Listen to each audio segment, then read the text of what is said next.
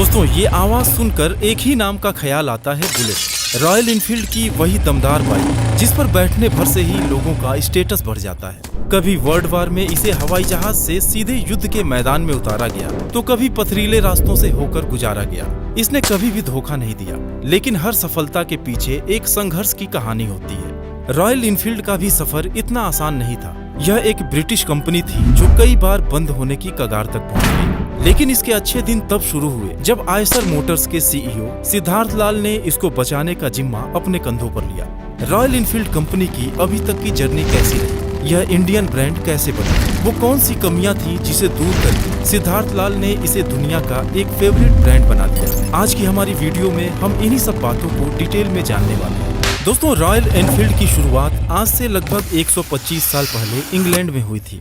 George Townsend नाम के एक ब्रिटिश ने 1851 में सिलाई मशीन के नीडल बनाने का बिजनेस शुरू किया था, और जब साल 1882 में उनके बेटे भी बिजनेस से जुड़े तब वह साइकिल बनाना भी शुरू कर दिए। लेकिन लगातार नुकसान की वजह से जॉर्ज टाउनसेंड ने अपना बिजनेस एल्बर्ट एडी और रॉबर्ट स्मिथ नाम के दो फाइनेंसर्स को सौंप दिया और कंपनी का नाम बदलकर एडी मैन्युफैक्चरिंग कंपनी लिमिटेड कर दिया। इस कंपनी को एक आर्म्स फैक्ट्री के लिए बंदूक के छोटे छोटे पार्ट्स बनाने का कॉन्ट्रैक्ट मिल गया, इसलिए उन्होंने the new Enfield cycle company limited के नाम से अपने साइकिल डिवीजन को अलग कर दिया और साइकिल रेंज का नाम रॉयल इनफील्ड दे दिया, ताकि साइकिल बिजनेस पर सही ढंग से फोकस किया जा सके। कुछ सालों बाद कंपनी ने नई सोच के साथ आगे बढ़ने का फैसला किया और फिर 1899 में उन्होंने 4 पहियों वाली एक क्वाड्री साइकिल बनाई, और उसके ठीक 2 साल बाद 1901 में साइकिल पर ही एक इंजन जोड़कर इनफील्ड ने अपनी पहली मोटरसाइकिल लॉन्च की, जिसमें उन्होंने मिनर्वा नाम की कंपनी का इंजन यूज किया था। हालांकि इसके बाद भी कंपनी ने कई अलग अलग मोटरसाइकिल लॉन्च किए, लेकिन उनमें से कोई भी बाइक मार्केट में कोई खास कमाल नहीं कर पाई।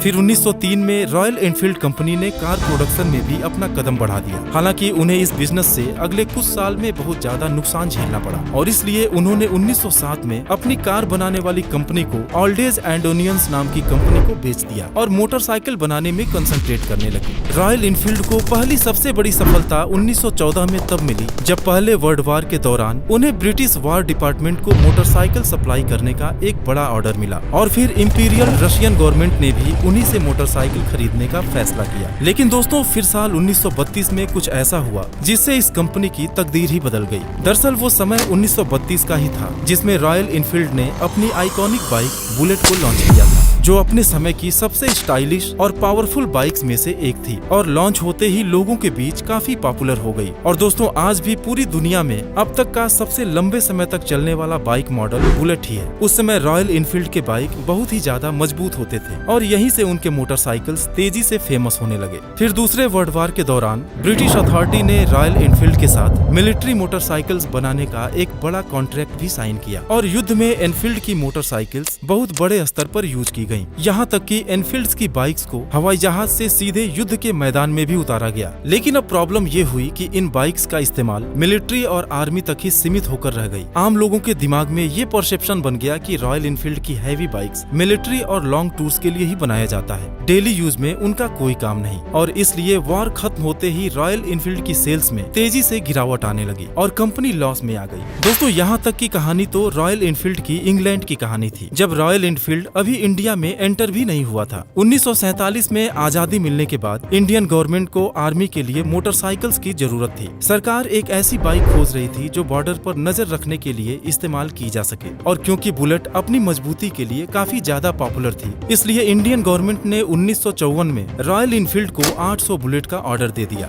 इस ऑर्डर को पूरा करने के लिए रॉयल इनफील्ड ने साल 1955 में एक इंडियन कंपनी मद्रास मोटर्स के साथ पार्टनरशिप कर लिया, और कुछ इस तरह से रॉयल इनफील्ड इंडिया की शुरुआत हुई। शुरुआत में मद्रास मोटर्स बाइक के पार्ट्स इंग्लैंड से मंगाती थी और इंडिया में उसे असेंबल करके बेचा जाता था। लेकिन साल 1962 आते आते मोटरसाइकिल्स के सभी कंपोनेंट्स इंडिया में ही बनने लगे, और अगले 3 डिकेड्स तक रॉयल इनफील्ड को मद्रास मोटर्स ने खुद चलाया। लेकिन कोई खास कामयाबी नहीं मिली और कंपनी घाटे से उभर नहीं पा रही थी। जबरदस्त नुकसान की वजह से साल 1971 में इनफील्ड इंग्लैंड को बंद कर दिया गया। हालांकि इंडिया में प्रोडक्शन तो जारी रहा, लेकिन नुकसान की मार वह इंडिया में भी नहीं झेल पाए, और कंपनी को आयशर ग्रुप के हाथों बेच दिया। आयशर ग्रुप के फाउंडर विक्रम लाल जी का यह फैसला रॉयल इनफील्ड की ब्रांड वैल्यू और बुलेट 350 बाइक की पॉपुलैरिटी को देखकर लिया गया था। उन्हें उम्मीद थी कि वह जल्दी ही कंपनी को घाटे से उबार देंगे, लेकिन ऐसा कुछ नहीं हुआ। लगातार 6 साल की कोशिशों के बाद भी रॉयल इनफील्ड की कंडीशन में जब कोई सुधार नहीं आया तो आयशर मोटर्स ने इसे हमेशा के लिए बंद करने का मन बना लिया। फिर कहानी में एंट्री होती है आयशर ग्रुप के फाउंडर विक्रम लाल जी के बेटे सिद्धार्थ लाल।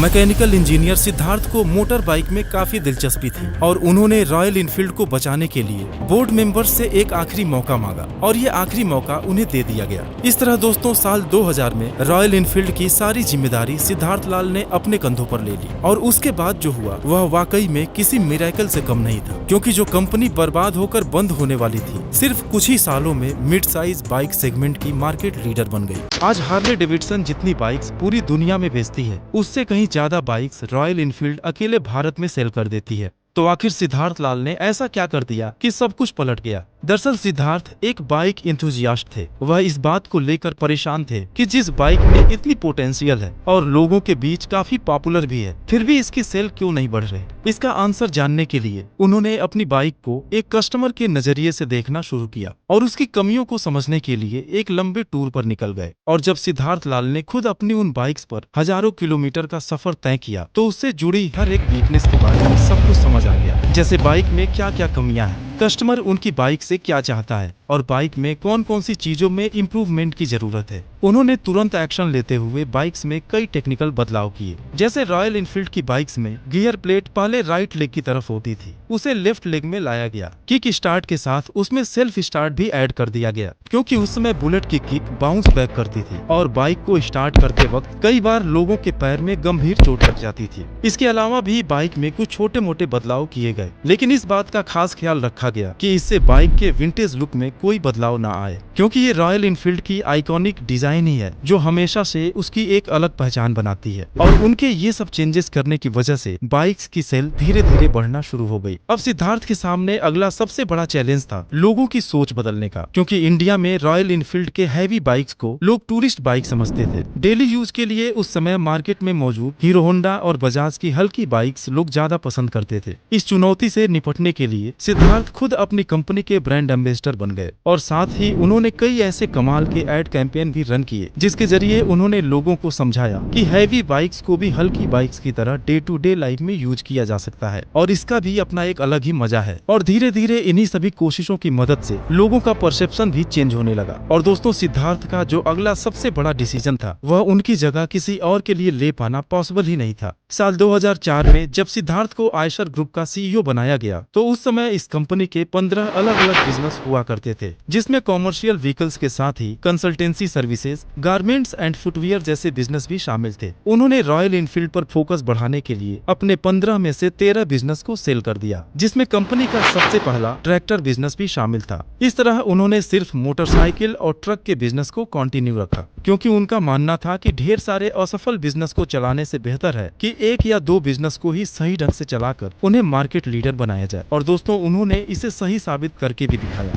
आज रॉयल इनफील्ड की एक स्ट्रॉन्ग कम्युनिटी और फैन फॉलोइंग है, जिसको मजबूत रखने के लिए कंपनी कई सारे टूर इवेंट्स और एडवेंचर ट्रिप भी ऑर्गेनाइज करती रहती है। आज इंडिया में जितना क्रेज रॉयल इनफील्ड ने क्रिएट किया है उतना किसी और ब्रांड में देखने को नहीं मिलता। यही वजह है कि आज से 20 साल पहले जो रॉयल इनफील्ड एक एक बाइक बेचने के लिए स्ट्रगल कर रही थी, उसे आज खरीदने के लिए लोगों को महीनों वेट करना पड़ता है। तो दोस्तों उम्मीद है कि रॉयल इनफील्ड की यह स्टोरी भी आपको जरूर पसंद आई होगी।